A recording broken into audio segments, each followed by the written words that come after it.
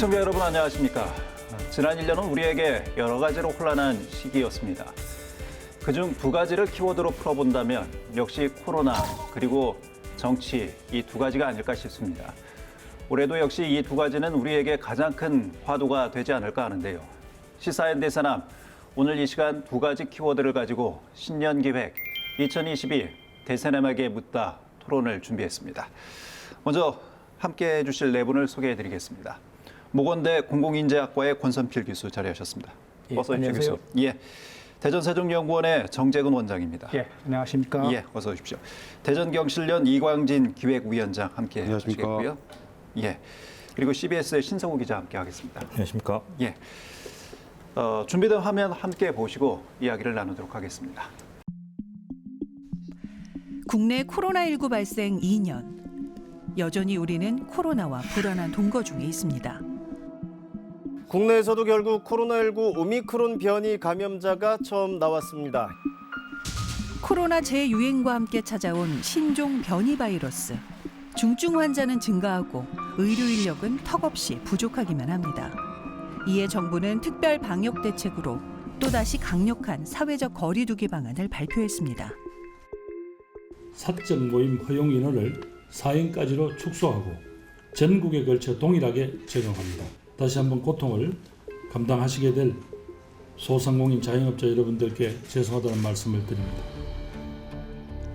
사적 모임 제한, 영업 제한 등의 강력한 사회적 거리 두기는 가뜩이나 힘든 소상공인, 자영업자들에게 또 한 번 좌절을 안겨주고 있습니다. 정부의 방역지원금 지급에도 더 이상 희망을 찾을 수 없는 힘든 상황으로 치닫고 있습니다. 지원금을 진짜 자꾸 조금씩 주는 것보다는 손님들이 많이 오셔서 가게가 좀 더 활성화되면은 그럼 매출이 더 오르는 게 낫지. 지원금 100만 원씩 주고 하는 것보다 그게 훨씬 나은 거라고 생각해요. 농어촌도 사정은 마찬가지. 외국인 근로자에게 의존하던 일손 때문입니다. 남들은 나가는데 우리는 선원이 없어갖고 지금 배 세워놓고 이러고 있는데 옆에 배들은 그물을 다 실어놨잖아요. 우리는 지금 선원이 없어갖고 그물을 아직 안 실었어요. 못 실은 거죠. 활기를 띄어야 할 대학가도 그동안 겪어보지 못한 코로나 팬데믹으로 인해 혼란만 깊어지고 있습니다. 코로나 시기에 입학을 해가지고 동기들과 많이 못 놀았던 점도 아쉽고 대면 수업을 못하는 것도 가장 힘든 점 중 하나인데 코로나로 인해서 기업들이 공채를 안 내고 수시 채용만 내다 보니까 그런 점이 가장 힘든 것 같습니다. 잡힐 듯 잡히지 않고 불안만 높아지는 상황 속에서 이 싸움이 언제 끝날지는 그 누구도 알 수 없습니다. 새해에는 마스크를 벗고 좀 모두가 평범한 일상을 되찾을 것이라 이렇게 기대했습니다마는 현실은 여전히 긴 터널을 빠져나오지 못하고 있는 상황이지요. 정부가 월요일부터 사회적 거리 두기를 2주 더 연장을 했습니다. 그동안 많은 우여곡절을 겪으면서 여기까지 이어지고 있는데 관련 전문가를 화상으로 연결해서 좀 말씀을 나누도록 하겠습니다. 서지원 대전시 의사회 감염대책위원 연결돼 있습니다. 위원님, 지난 2년간의 시간을 어떻게 평가하십니까? 네, 처음에는 K-방역이다 이렇게 해서 그 환자들의 동선을 파악하고 접촉자들을 선제적으로 격리함으로 해서 질병이 퍼지는 것을 잡을 수 있는 우수한 시스템을 자랑했었지만 환자 수가 폭발적으로 증가하면서부터는 그 시스템이 작동하지 않고 결국 모든 환자들을 이제 파악할 수 없는 상황까지 가게 돼서 지금 상황에 이르게 된 것 같습니다. 결국 모든 국민들이 예방접종을 열심히 맞춰서 그 중증 질환으로 악화되거나 다른 사람한테 퍼뜨리는 감염 고리를 끊어주는 일들이 중요하다고 생각합니다. 예. 이제 중요한 것이 이 백신 접종인데 지금 3차 접종까지 하신 분들도 많이 계시고 여전히 유아 청소년들에 대한 백신 접종 사회적 논란이 되고 있습니다. 백신 접종에 대한 대책은 어떻게 평가하시는지요? 현재 우리가 할 수 있는 일은 별로 없거든요. 그러니까 코로나 치료제가 개발돼서 나왔다고 하지만 아직 부작용이 많고 그 효과에 대한 확신도 없는 상황이기 때문에 거기에 기대할 수는 없을 것 같고요. 그렇다면 결국 예방접종을 해야 되는데 예방접종이 전에 맞았던 아스트라제네카나 얀센 백신 같은 경우는 보통 한 2, 3개월 지나면 항체가가 급격히 떨어지게 됩니다. 그리고 mRNA 백신인 파이자 백신이나 모더나 백신 같은 경우는 한 6개월 정도 지나면 백신의 중화항체 효과가 떨어지기 때문에 다시 추가 접종을 해줘서 항체가를 높여주면 됩니다. 그래서 대개 주사를 3차를 맞고 나면 25배 이상 백신 항체가 증가하기 때문에 충분히 중증 질환으로 진행하거나 다른 사람들한테 전파시키는 감염 고리를 끊을 수 있는 역할을 할 수 있다고 생각합니다. 그래서 3차 백신을 맞아야 되고 필요하다고 하면 추가로 4차도 5차도 생각해야 할 상황이 올 것 같습니다. 예. 서주원 대전시 의사회 감염대책위원과 지금 말씀을 나눴고요. 이 패널 분들도 뭐 이 코로나와 관련된 여러 가지 우리 사회의 다양한 모습들을 잘 지켜보고 계시지 않을까 싶습니다. 우리 사회에 정말 코로나로 인해서 많은 변화들이 있지 않습니까? 그렇죠. 이 비대면 교육 또는 온라인 교육 방식을 하루 사이에 그냥 그렇죠. 전부 다 코로나로 인해서. 모든 학교 또 학생까지 변화해야 되는 그런 상황이 된 것 같습니다. 인식이 저는 중요하다고 생각하는데요. 아직도 많은 분들이 끝나면 옛날처럼 되돌아갈 거라는 생각을 하고 있는 것 같습니다. 예. 그런데 그게 아니다라고 하는 것을 먼저 인식하는 것이 가장 필요하지 않은가 싶고요. 예. 근데 이 부분에 대해서 어떻게 우리가 챙겨갈 것인가라고 하는 부분이 가장 큰 것 같아요. 예. 학교에서도 오히려 온라인 수업하면 훨씬 잘하는 학생들이 있어요. 그런데 이제 제일 어려움을 겪는 학생들은 도와주지 않으면 배울 수 없는 아이들이에요. 예. 선생님이 도와줘야만 일정 수준의 학습 역량이 올라갈 수 있는데 그런 기회를 박탈당하니까 이 아이들은 방법이 없는 거예요. 또 한 가지는 가정 형편이 어려워서 이 온라인 접속에 장애를 갖고 있는 학생들이요. 예. 그래서 이 양쪽 학습적인 측면에서도 한계에 있는 그런 학생들이 있고 디지털 인프라 측면에서도 한계에 있는 학생들이 있어서 이 학생들을 어떻게 돌볼 건가라고 하는 것이 가장 중요한 과제인데 이 얘기는 지금 못하고 있고 수업을 어떻게 할 건가 고민만 예. 지금 하고 있는 수준인 것 같다는 사실 아쉬움이 잘못하면 있습니다. 이제 교육의 불평등으로 이어질 수 있다. 뭐 예, 이런 이게 장기적으로 가는 거죠. 예, 시각이신 것 같아요. 예. 그동안 당연하게 생각했던 것들이 가만히 보니까 이게 당연하지 않다. 그중에 대표적인 것이 이제 코로나19 때문에 우리 사회에 사회경제적 약자들이 예. 잠복돼 있던 그 어려움이 현실적인 문제로 부각이 돼서 그들을 포용해서 가지 않고서는 우리 사회가 결코 지속 성장이 불가능하다는 걸 이걸 깨달았죠. 이광진 위원장님, 역시 뭐 코로나 시대에 가장 어려움을 겪는 분들은 자영업자 소상공인들이지 않을까 싶거든요. 예, 그렇습니다. 문을 닫고 싶어도 못 닫는 상황이다, 쉽게 얘기하면은. 예. 이렇게 이제 표현할 수가 있는데요. 그거는 이제 그동안 누적된 적자들, 이것으로 인해 대출들이 있어 왔거든요. 근데 이 대출들을 폐업을 하면 이제 갚아야 되니까 대출금 갚을 능력이 안 되다 보니까 폐업도 못 하면서 이게 계속 악순환의 고리 속에서 지금 빠져들고 있지 않나 이렇게 좀 생각이 듭니다. 우리나라가 코로나 대응을 초기에 매우 잘했다는데 거기에는 기본적으로 이런 소상공인들을 포함해서 국민들의 협조가 있었기 때문에 가능했던 거거든요. 예. 그럼 이런 국민의 협조와 희생에 대한 보상이 나름대로 좀 따랐어야 되는데 그것들은 매우 형식적이지 않았나 이렇게 생각되어집니다. 예, 혹시 뭐 소상공인들, 자영업자들이 많은 어려움을 현재 겪고 있는 이런 상황에 대한 말씀인 것 같습니다. 지금 현재는 이게 확진자가 계속 급증하고 있는 상황이어서 우위중증 환자 또 사망자의 숫자가 계속 늘어나고 있습니다. 특히 이제 지역 상황으로 좀 살펴보면 지역의 의료 체계가 그렇게 뭐 수도권에 비해서 튼튼하지 못해서 의료 체계 붕괴에 대한 여러 우려의 목소리도 지금 나오고 있지 않습니까? 예, 위중증 환자는 계속해서 기록적으로 늘어나는 반면에 병상이 부족해서 애를 태우는 경우를 좀 종종 볼 수 있는데요. 이 때문에 정부는 이달 말까지 약 6,900여 병상을 추가로 확보를 하고요.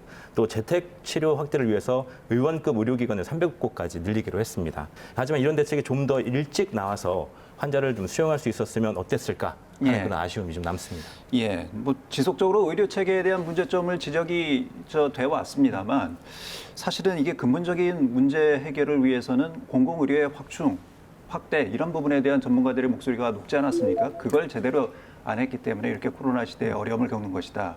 이런 또 분석들도 있고요. 그런 부분에 대한 교수님 생각은 어떠세요? 공공의료 시설 자체를 확충하거나 인력을 정규직화해서 확대하거나 그 의료 인력에 대한 대우를 변화시키거나 하는 이 제도적 변화는 하나도 없이 그때 상황에 맞춰서 대응하고 있는 게 이제 현실이거든요. 그러니까 이게 조금 상황만 달라지면은 대응의 한계를 드러낼 수밖에 없는 것이 현실이 아닌가 이렇게 보여집니다. 시설이라든가 제도라든가 인력에 대한 이런 것이 종합적으로 접근이 돼야 되는데 이 종합적인 접근을 주도하는 주체가 안 보이는 거예요. 중앙 뭐 총리실에서 하든 대통령이 접근을 하든 해야 되는데 그 부분이 이제 좀 아쉬운 부분입니다. 지방도 마찬가지거든요. 컨트롤 타워의 부재 뭐 대전시만에도 보건복지 관련 부서에 과 하나 만든 정도에는 사실상 변화가 없습니다. 예, 정재훈 원장님, 이런 차원에서 지역을 보면 뭐 지역은 공공의료원도 없지 않습니까? 이 공공의료원 설립과 관련된 지금 뭐 진행이 되고는 있습니다만 이게 좀 더 빨리 속도가 빨라져야 되는 것이 아니냐 뭐 이런 목소리도 나오고 있는 것 같습니다. 예, 그렇습니다. 초기에 국민들이 겪었던 그런 그 희생의 차이를 보면 역시 공공의료 시스템이 중요하다는 걸 느꼈는데요. 지금이라도 뭐 공공의료 역량을 지속적으로 확충을 해야 되겠지만은 단지 이제 한 가지 우리가 알아야 될 것은 아무리 공공의료 역량을 확충한다고 하더라도 역시 민간 의료 역량과의 그 협업이나 이 뒷받침이 없어서는 안 된다. 그래서 결국은 저는 이걸 이제 의료 거버넌스라고 이렇게 보는데요. 그런 거버넌스를 항상 유지하고 관리할 수 있도록 우리가 관심을 가지고 해야 되겠다 이런 생각을 합니다. 예. 이게 뭐 경험하지 못했던 것들이 오다 보니까 이제서 이런 필요성들을 이제 정부도 인정을 하는 형태예요. 그래서 공공의료 인력이 그래서 확충이 필요하다 했었는데 이것들이 의료계의 반발로 인해서 중단이 됐단 말이에요. 그런 의미에서 어쨌든 대전 그 시립의료원이 확정이 된 거 이것은 매우 좀 의미 있는 것이 아니냐 이렇게 좀 생각을 합니다. 예. 이게 지금 코로나가 이번 한 번으로 끝나는 것이 아니라 코로나 이후에도 계속해서 뭐 이 전염병 시대가 될 것이다 이런 전문가들의 예측이 나오고 있기 때문에 공공의료에 대한 중요성 또 이를 위한 이 준비 대책 이런 부분들은 끊임없이 지속적으로 좀 이루어져야 되는 것이 아닌가 이런 생각도 해봅니다. 앞서 이제 소상공인과 관련된 말씀을 조금 들었었는데 이광준 위원장님, 지금 소상공인을 위한 뭐 지원 정부에서 한다고는 하지만 글쎄요, 소상공인들 입장에서는 이거 뭐 언발의 오줌 누기 격이다 뭐 이렇게 지금 평가하고 있는 것 같아요. 예, 그렇죠. 지원이 너무 이제 형식적인 지원에 그치지 않는 거죠. 예. 나머지는 이제 그 대출과 관련해서 대출을 하는데 지원해주겠다 이제 하는 건데 이것은 어떻게 보면 우리가 돈 빌려줄게 네가 알아서 네가 책임져라 나중에 네가 갚어 이거거든요. 그러니까 실질적인 도움이 못 되는 거죠. 외국도를 좀 보니까 독일 같은 경우에는 운영비하고 인건비의 90% 정도를 지원을 하고 있고요. 예. 그다음에 가까운 일본만 하더라도 최대한 8천만 원 지원을 하고 있어요. 그다음에 도쿄 같은 경우가 영업 시간을 8시로 단축을 하니까 단축에 대한 보상으로 하루에 한 63만 원까지 지원을 하고 있거든요. 근데 우리는 뭐 영업시간 단축에 대한 보상은 전혀 없는 상황이고, 예. 그렇다 보니까 좀 이게 종합적 지원 대책들이 마련되지 못하는 것들이 아니냐. 예. 한시라도 빨리 이런 것들을 좀 도입하고 시행해야 되지 않냐 이렇게 좀 생각합니다. 지금 뭐 소상공인들 자영업자들은 소급 적용 그리고 100% 손실 보상 이런 부분들을 요구하고 있습니다만 이게 뭐 정치권에서는 여러 가지 또 이해관계가 엇갈려서 잘 논의가 되고 있는 것 같지는 않고요. 또 재정당국도 뭐 국가재정 얘기하면서 이게 충분히 보상할 수 없는 여러 가지 한계가 있다 뭐 이렇게 지금 얘기를 하고 있는 것 같아요. 이 부분이 이제 역량에 관한 얘기가 결국 되는 것 같습니다. 우리 예. 정부 역량에 관한 얘기인데요. 이게 업체를 중심으로 하는 것뿐만 아니라 업종을 갖고 보면 또 업종 간에 지금 큰 문제가 있거든요. 예. 자영업도 나름대로 이제 또 자영업 종류마다 다르거든요. 결국 이제 제가 하려고 하는 얘기는 뭐냐면 얼마나 알고 있느냐는 거예요.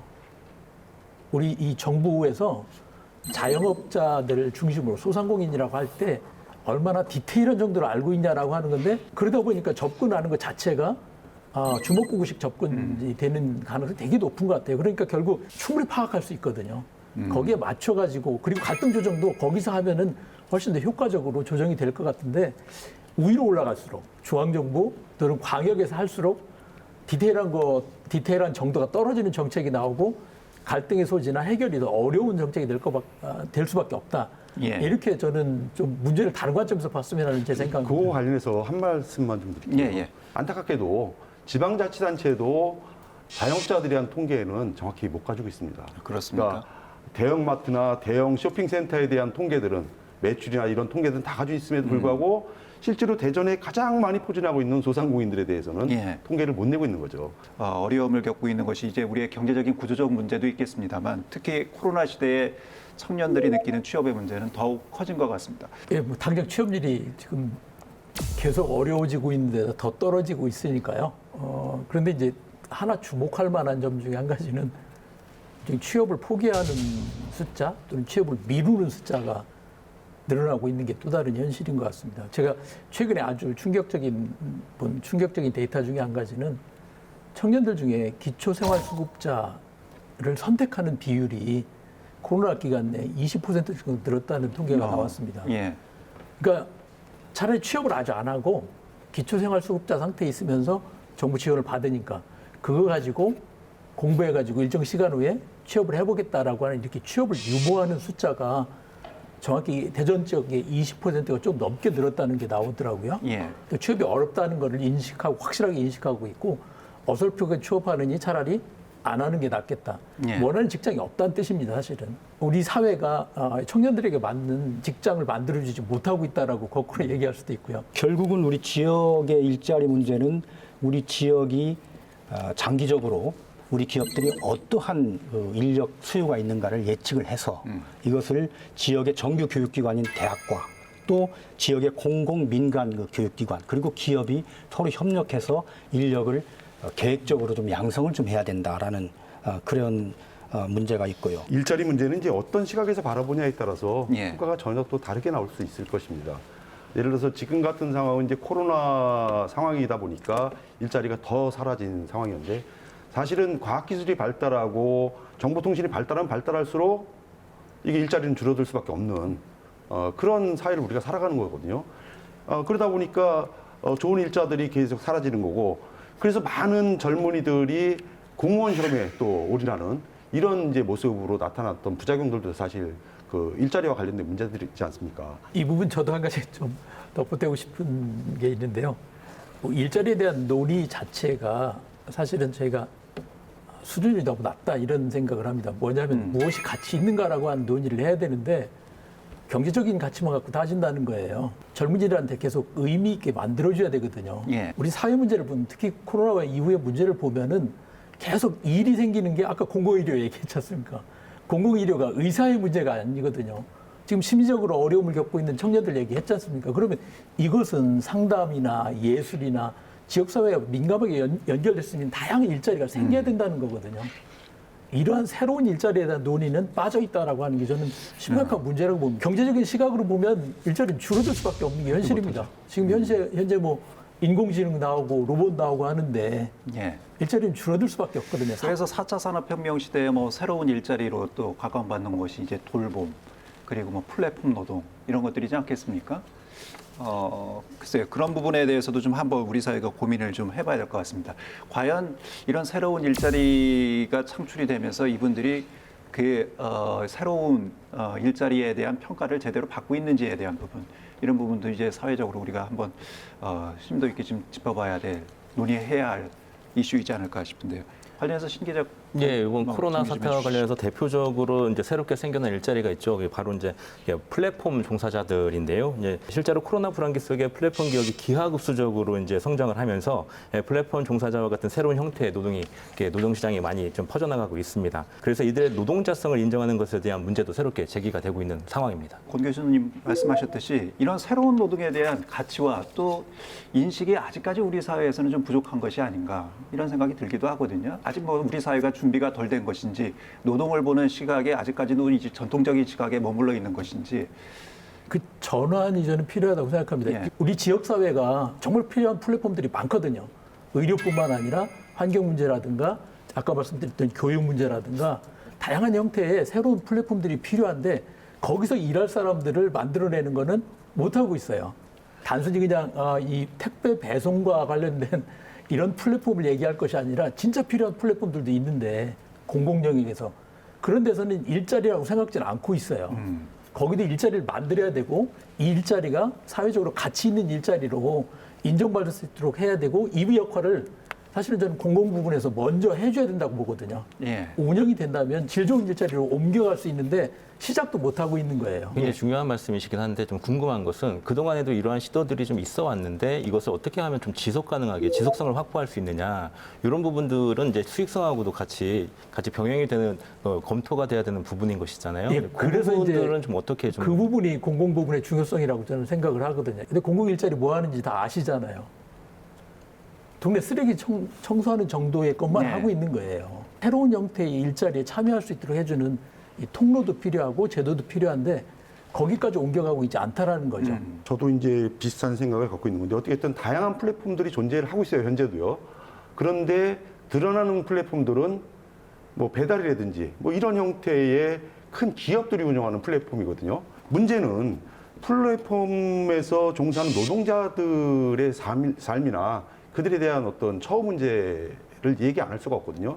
예를 들어서 우리가 가장 많이 접하게 되는 플랫폼 노동자들이 어떤 분들이냐면 배달하는 라이더들하고 대리운전 뭐 예. 이런 분들이거든요.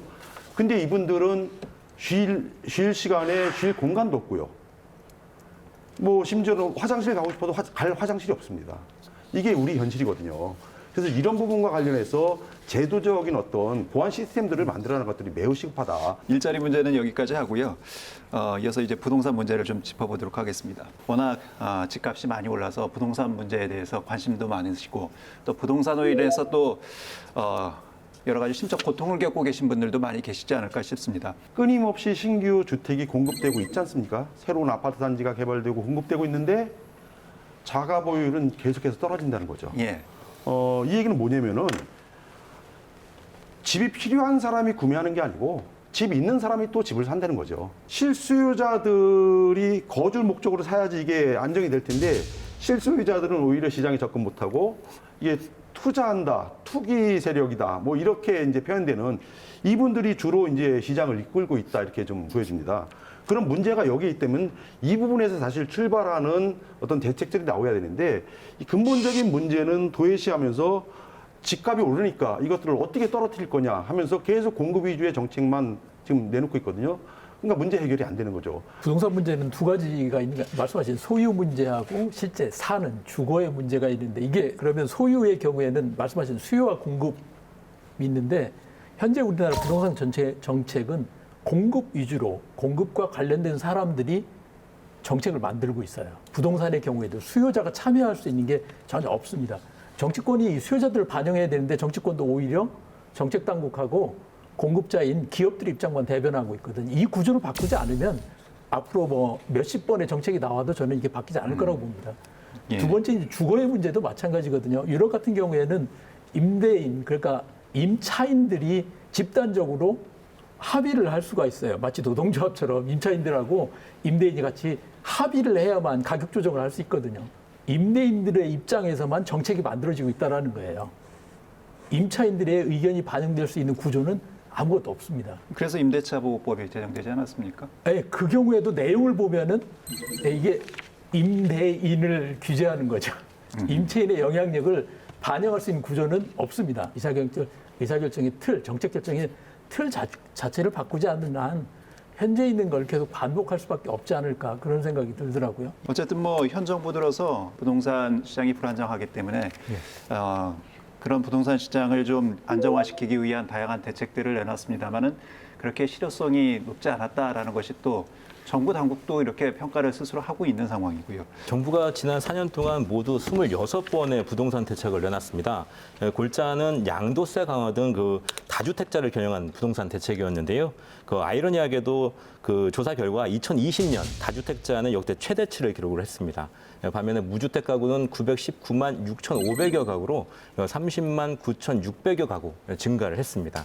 때문에 정부의 부동산 대책이 주택 양극화를 부추긴 것 아니냐 이런 비판을 받고 있습니다. 지나치게 정부가 수요 억제만 치중하다 보니까 공급에 소홀하지 않았느냐 이렇게 보는 또 시각도 있는 것 같거든요. 나타난 현상만 보고서 접근을 하다 보니까 근본적 처방 자체가 불가능하지 않았나 하는 거고요. 이게 한 개의 정책이 실행되면은 그 정책이 효과를 나타내는데 최소 몇 달, 짧게는 6개월, 길게는 몇 년 이후에 나타날 수 있는 거거든요. 근데 이걸 참지 못하고 2달에 한 번씩 계속 새로운 정책들을 내는 거거든요. 시장 자체가 혼란스러웠고 또 일부한테는 어떤 시그널을 주는 거냐면 내가 조금만 참으면은 새로운 거 나올까 변할까 이거 지금 나 규제했지만은 조금만 기다리면은 원래대로 돌아갈까 이런 시간을 계속 줬다는 거죠. 지금도 뭐 양도세 완화에 대한 뭐 얘기가 지금 또 논의가 되고 있는 상황이기도 해서요. 계속 반복을 하는 거죠. 예. 새로운 것들이 나와야 되는데 새로운 것들은 나오지 않고 이전에 나왔던 것들만 계속 가지고 지금 반복을 하고 있는. 사실 저희가 좀 놓친 것들이 있더라고요. 1인 가구가 이렇게 늘어날 줄 몰랐어요. 예. 그러다 보니까 주택 수요 자체도 바뀌고 있는데 최근 몇 년 사이에 나타난 주택 수요 변화에 대한 예측도 사실 저희가 잘 못했다라고 하는 게 한 가지 느껴지고요. 최근에 나타나는 현상은 코로나 이후에 전 세계적인 현상으로 부동산 붐이 일어났더라고요. 예. 이거는 일종의 투기 수요라고 할 수밖에 없는 것 같아요. 워낙에 시장이 이제 돈이 많이 필요하기 때문에. 돈을 쓸 데가 없으니까 있는 사람들이 집 더 사는 식으로 투자를 했거든요. 그렇다면 이거는 부동산으로 접근할 게 아니라 다른 식으로 접근했어야 되는 거죠. 부동산 문제가 아니잖아요. 출발점 자체가. 돈이 넘쳐나가지고 부동산으로 간 거니까 그럼 그쪽으로 흘러가지 못하도록 하는 거하고 이 과도하게 수익을 갖고 있는 사람들에 대한 세금이나 여러 가지 방법으로 회수를 했어야 되는 거거든요. 어쨌든 이제 부동산 정책이 서민들의 주거 안정화에 예. 이렇게 좀 방향성을 잡아야 되는 것이 아니냐, 뭐 이런 취지의 말씀이시고요. 결국 이런 문제들을 뭐 차기 정부가 잡아보겠다면서 대선 주자들 다양한 부동산 해법을 지금 제시하고 있는 상황이죠. 유권자들은 후보자들이 어떤 공약을 제시하고 있는지 관심들이 많으실 텐데 두 번째 키워드 정치를 이야기를 해보도록 하겠습니다. 먼저 준비된 화면 함께 보시고 말씀 나누겠습니다. 지난해 7월 대선 예비 후보자 등록 신청을 시작으로 대장정의 시간을 보내고 이제 대통령 선거까지 65일을 남겨두고 있습니다. 대선 후보들의 공약을 일일이 확인하면서 지금까지 대선 투표를 해왔는데요. 그때마다 대체적으로 공약이 제대로 이루어지지 않아서 상실감이 되게 컸단 말이에요.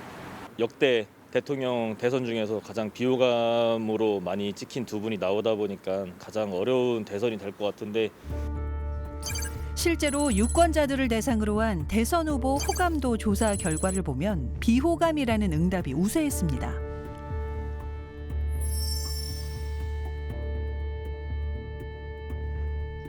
더 큰 문제는 정책 선거보다는 아직도 대선 후보들의 개인과 가족의 자질 검증으로 치우친 점입니다.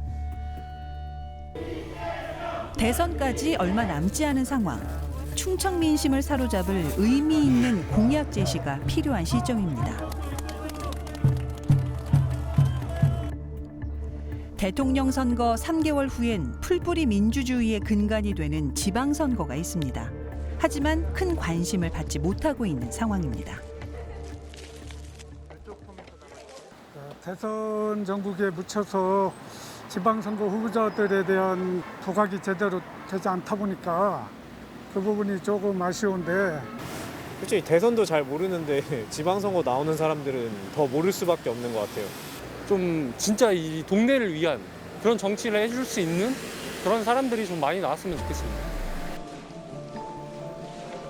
2022년은 대전, 세종, 충남의 미래를 좌우할 중요한 기점이 되고 있습니다. 예, 뭐 대선이 두 달여 앞으로 다가오면서 선거전이 더 치열해지고 있습니다.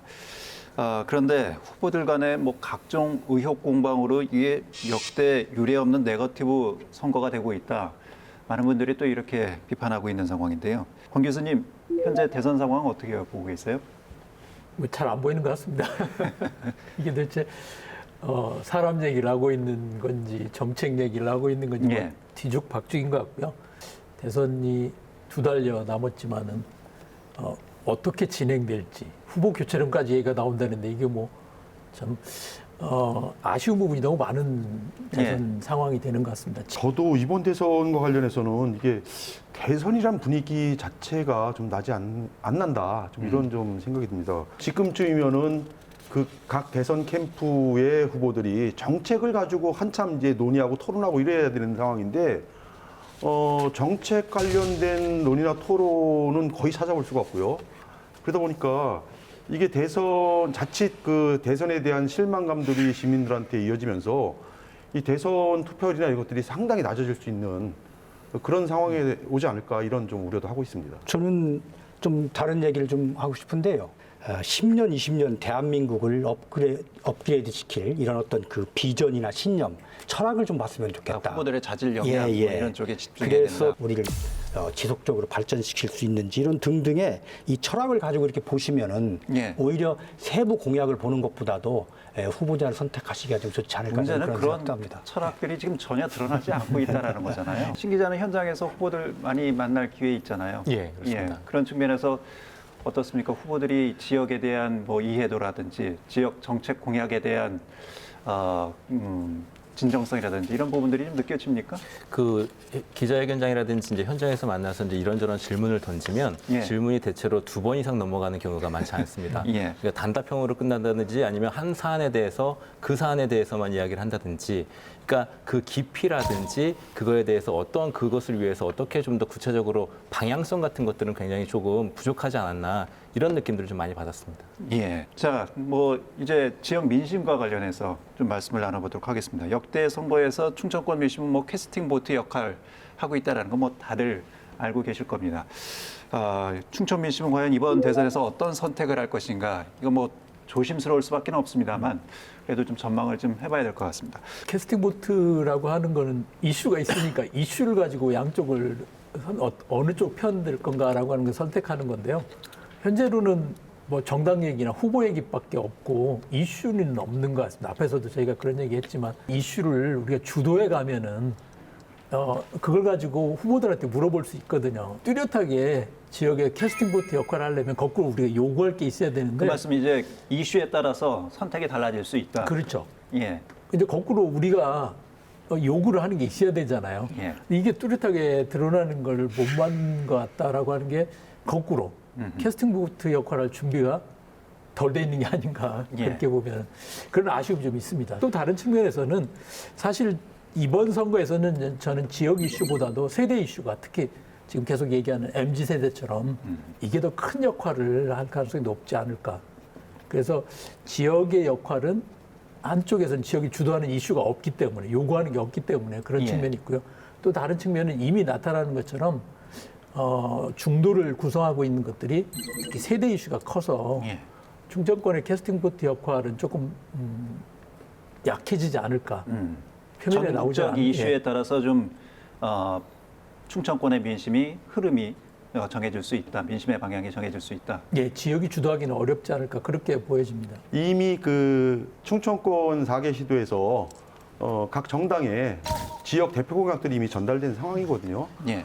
그렇기 때문에 이제 그것들을 이제 어떤 정당이 받아들일 거 아니는데 제가 볼 때는 어느 정당이 다 받아들일 거다 문제는. 실천의 문제죠. 뭐 받아들이는 그렇죠. 거야. 뭐. 그렇기 때문에 저는 이번에도 충청권이 캐스팅 보트 역할을 할 거라는 좀 생각이 드는데요. 잘 판단할 필요가 있다 이런 좀 말씀을 드리고 싶습니다. 예. 누가 그러니까 진정성을 갖고 지역의 여러 가지 문제를 해결할 의지가 있는지 이런 부분을 좀 유심히 살펴봐야 된다. 그렇죠. 그런 말씀이시고요. 정 원장님은 어떻게 보세요? 마지막까지도 가장 부동표가 그 많은 지역이라서 저는 이것을 어떤 충청권 민심이 중요하니까 당신들 충청권한테 소홀히 하면은 안 돼라고 이렇게 하는 그런 의미보다는 그렇기 때문에 정말 마지막까지 알 수가 없으니 마지막까지 최선을 다해서 국민을 정말 내게 이 올바르게 이렇게 저 선거 운동을 하라라는 그런 그 겸손의 의미로 예. 이렇게 좀 해석을 해야 되지 않냐 저는 이런 알겠습니다. 생각을 합니다. 예. 그러면 현재까지 나온 지역 관련 공약을 좀 정리를 해봐야 될 것 같습니다. 네, 유력 두 후보 모두 충청권에 공을 많이 들였는데요. 이재명 더불어민주당 대선 후보는 세종시의 행정수도 완성을, 그리고 윤석열 후보는 청와대 제2집무실까지 설치를 하겠다, 이런 공약을 좀 내놓은 바 이건 뭐 있습니다. 민주당도 이렇게 공약을 했습니다. 예, 그렇습니다. 예, 당론으로 확정을 했고요. 예, 이 정책 면에서 공약 면에서 크게 다르지 않은 두 후보인데요. 예, 경제적으로 보면은 이재명 후보는 메가시티 조성을 이제 이야기를 했고요. 윤석열 후보는 대전 세종 인접지에 경제 자유구역을 지정하겠다, 이런 비전을 제시하기도 했습니다. 예, 아직 공약집이 나오지는 않아서 좀 더 지켜봐야 되는 상황인데요. 예. 여기까지는 그렇습니다. 심상정 후보 또 안철수 후보도 좀 살펴볼까요? 예, 심상정 후보는 홍성을 방문한 자리에서 농어민 수당을 이제 약속을 했고요. 그 안철수 후보는 카이스트를 방문해서 과학 대통령을 자처했습니다. 충청권 공약에 대해서 이 대선 후보들이 내놓은 이 공약들은 별로 그렇게 큰 차별성은 좀 없는 것 같습니다. 특히 세종시와 관련해서는 행정수도 완성 그리고 뭐 이 대통령 제2 집무실 설치 대부분 비슷비슷하거든요. 그러면 이런 이슈들이 선거에는 그렇게 크게 영향을 미치지 않을 것이다 이렇게 보는 시각도 있는 것 같은데요. 고 교수님은 어떻게 보세요? 영향가 없는 한마디로 해서 영향가 없는 공약들만 있는 것 같고요. 근데 이거가 왜 이렇게 됐을까라고 하는 거에 대해서 저는 문제의식을 좀 가져야 된다고 봅니다. 지역에서 정말 우리가 이 문제를 해결하고 싶다라고 하는 어떤 것들이 있었으면은 어떤 식으로 이게 거꾸로 전달이 돼야 되는 거거든요. 예. 후보들한테 이게 사실은 없는 거예요. 지역이 갖고 있는 이렇게 요구하는 것들을 만들어 놓은 게 없고 중장기적으로 우리 지역 뭐 대전뿐만 아니라 충청권에서 우리가 장기적으로 이런 비전이나 또 목표가 있었으면 그걸 만들어 놓은 게 있으면 그걸 갖고 요구할 수 있는데 그게 없었다는 게 한 가지고요. 또 다른 거는 이 전달하는 통로도 지금 제대로 안 돼 있는 것 같아요. 그러니까 가르쳐 준 사람이 없는 거고 가르쳐 줄 사람이 가르쳐 줄 게 없는 거예요. 예. 이게 우리 지역에 저는 좀 아쉬운 면입니다. 이제 저도 지역에서 전문가라고 하고 있지만 지역에서 그런 장기적 비전이나 큰 그림을 갖고 있었으면 그걸 전달을 하고 그걸 해달라고 할 수 있게 도와달라고 하는 게 있어야 되는데 이 두 가지가 다 지금 취약한 게 아닌가. 그럼 그런 차원에서 우리 지역에서 제시할 수 있을 만한 그런 공약들은 뭐가 있을까요? 지역의 중심성, 우리 국가의 중심성이라고 하는 부분이 더 강조돼야 되는데 충청권의 역할 자체만 가지고 접근한다는 거예요. 한반도의 새로운 중심이잖아요. 예. 늘 중심 역할을 해왔던 건데 그런 관점에서 보면은 새롭게 제안할 수 있는 게 훨씬 많이 있었을 거라고 보여지거든요. 특히 도시 인프라뿐만 아니라 도로 같은 데서 마찬가지고 플랫폼 노동과 관련해서도 사실 플랫폼 중심이 와야 되죠. 여기에.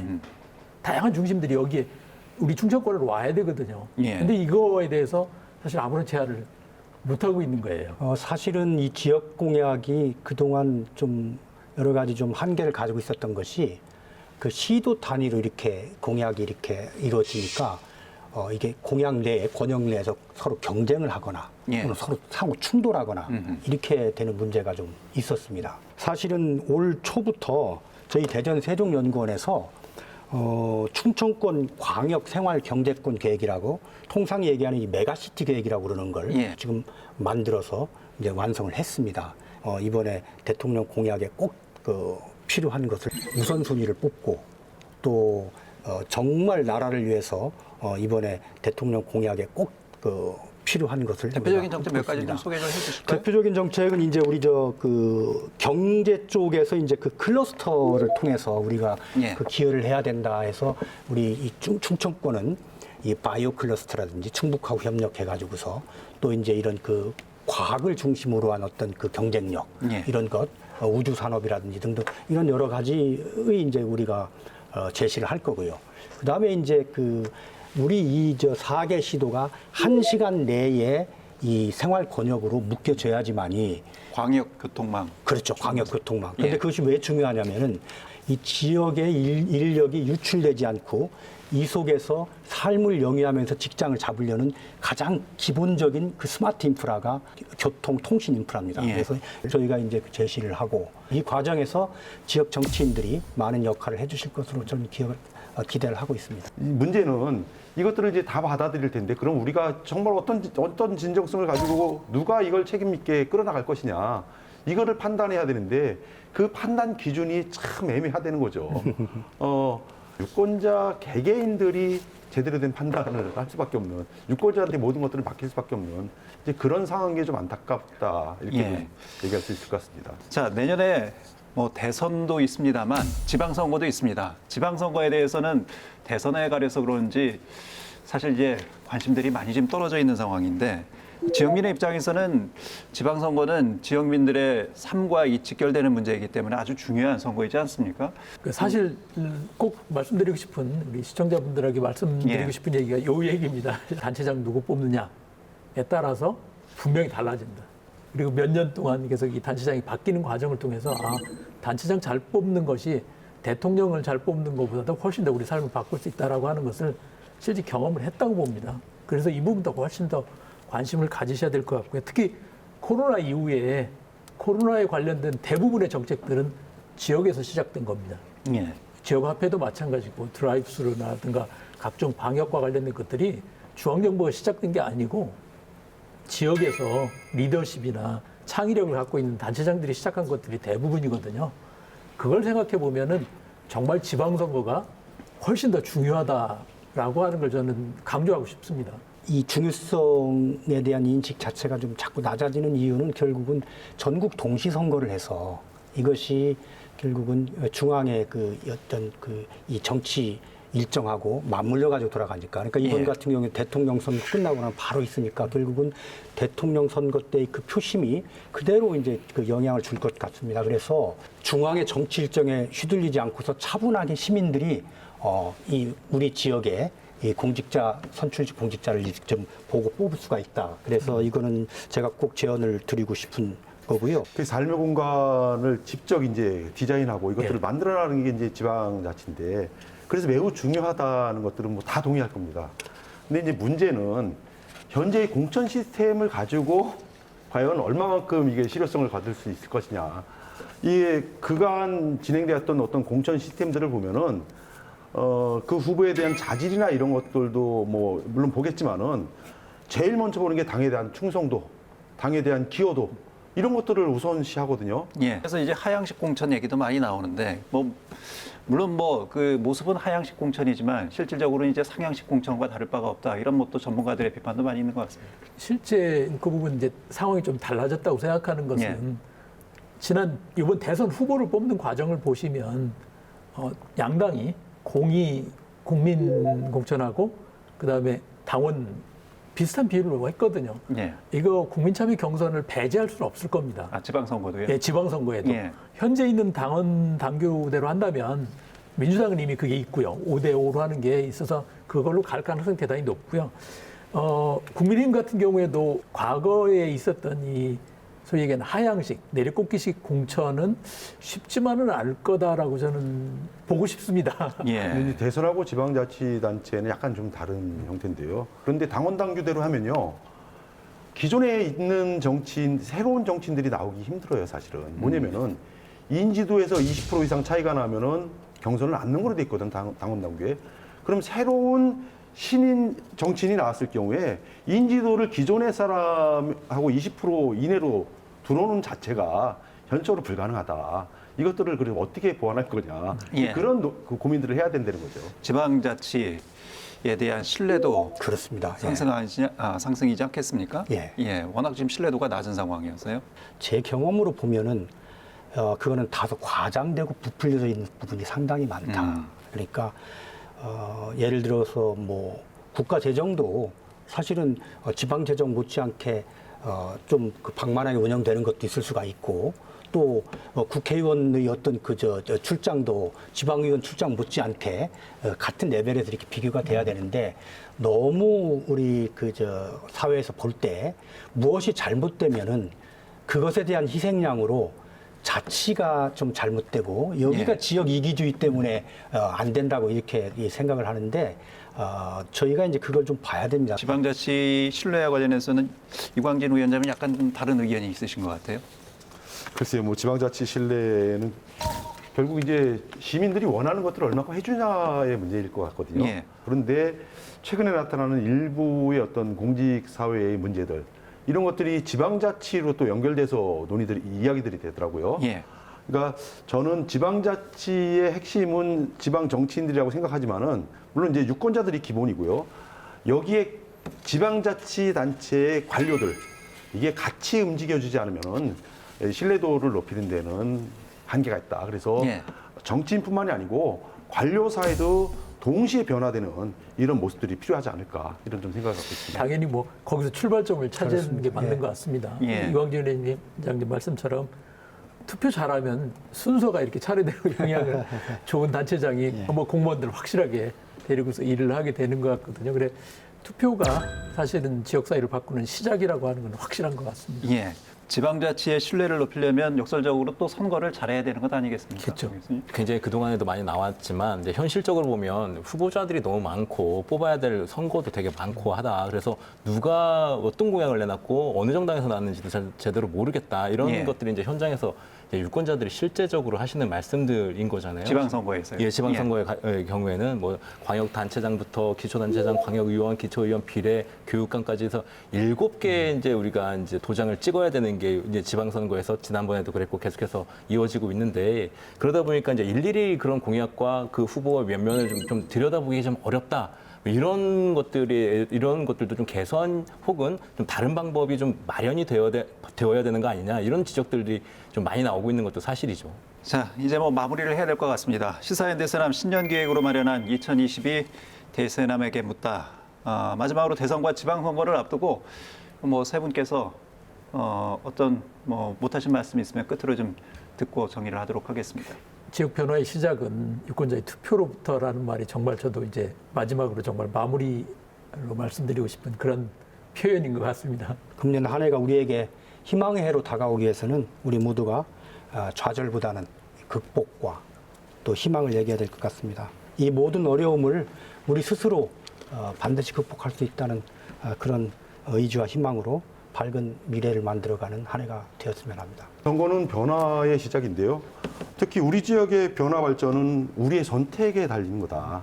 그렇기 때문에 어떤 분위기나 여론, 흐름 이런 거 따라서 투표하는 것들이 아니고 정말 최선을 다해서 객관적 검증들을 내가 스스로 해보고 현명한 판단을 해야 되지 않을까 이렇게 생각을 합니다. 예, 신 기자도 뭐 하실 말씀 있으면? 저는 그렇게 표현을 좀 해봅니다. 큰 그림은 중앙정부가 그리지만 디테일은 지방정부에서 디자인한다 이렇게 말씀을 드리는데 단체장이 누구냐, 그 단체장의 철학이 어떤 철학을 갖고 있느냐에 따라서 우리의 삶에 미치는 영향은 굉장히 클 수밖에 없다. 예. 우리 유권자들이 이런 인식을 가지고 지방선거를 바라보면 좀 어떨까? 보다 나은 지역사회를 위해서 좀 지방선거에 대해서도 좀 관심을 가져야 된다. 자, 오늘 시사인 대세남 신년기획 2022 대세남에게 묻다 여기서 모두 마치도록 하겠습니다. 함께해 주신 여러분 고맙습니다. 감사합니다. 예, 고맙습니다.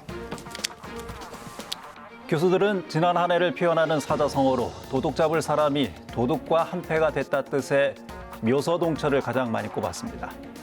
지나온 한 해 국민을 위한 파수꾼이자 감시자로서 고양이 역할을 해야 할 사람들이 이권을 위해서 쥐와 한 통석이 됐다는 이야기죠. 새해에는 부디 국민의 삶의 질과 행복 지수를 높이는 데 초점을 맞추고 상생과 협치를 이루는 정치가 되길, 그리고 코로나19도 슬기롭게 극복하는 한 해가 되기를 기대해 봅니다. 시사인 대세남, 다음 시간에 뵙겠습니다.